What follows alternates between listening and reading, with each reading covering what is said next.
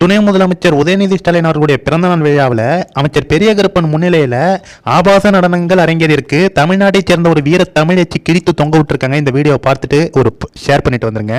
வணக்கங்க. 2 நாளா ஒரு டான்ஸ் வீடியோ சமூக ஊடகங்கள்ல பயங்கர வைரலா போயிட்டு இருக்குங்க. டான்ஸ் வீடியோ தானே, இதனால என்னன்னு கேக்குறீங்களா? மக்களால் தேர்ந்தெடுக்கப்பட்ட ஒரு சட்டமன்ற உறுப்பினர் ரகசிய காப்பு பிரமாணம் எடுத்துக்கொண்டு தமிழகத்தினுடைய ஒரு அமைச்சர் ஒரு விழால கலந்துக்கிறாரு. அந்த விழா எதுக்குன்னு பாத்தீங்கன்னா, அவர்கள் கட்சியினுடைய தளபதி தமிழகத்தினுடைய துணை முதல்வரனுடைய பிறந்த நாள் விழா. அது கூட ஓகே. இப்ப அதுல பெண்களை ஆபாசமாக உடை அணிய வைத்து நடனமாட வச்சிருக்காங்க. அதுவும் அமைச்சர் பக்கத்திலே நின்று அந்த பெண் ஆடுறத நம்ம எல்லாம் பார்க்க முடியுது. இது எவ்வளவு கேடுகட்ட விஷயங்க. இந்த லட்சணத்துல இவங்க பெண்ணுரிமை பத்தி வாய்க்கிழிய பேசுறாங்க.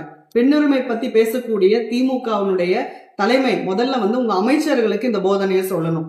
தமிழகத்தை தலை குனிய விட மாட்டேன் அப்படிங்கிறீங்க. மானம் போயிட்டு இருக்கு. இப்போ எல்லாரும் என்ன ஒரு அமைச்சர் இப்படி எல்லாம் பண்ணிட்டு இருக்காங்க அப்படின்னு பேசுறாங்க.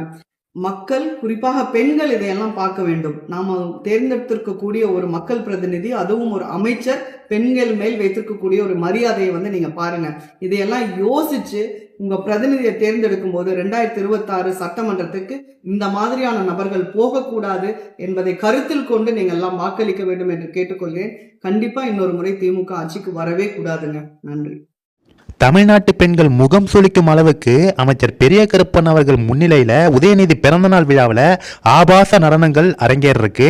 முக்கியமாக இந்த வீடியோ இணையதளத்தில் வைரலானதும் தொடர்ந்து தமிழ்நாட்டில் உள்ள பெண்கள் எல்லாம் இந்த ஆபாச நடனம் குறித்தும் திமுக குறித்தும் கடுமையான விமர்சனங்களை கொடுத்துட்டு இருக்காங்க. முக்கியமாக தமிழகத்தில் பெண்கள் மத்தியில் திமுகவுக்கு மதிப்பு சுத்தமாக கிடையாது.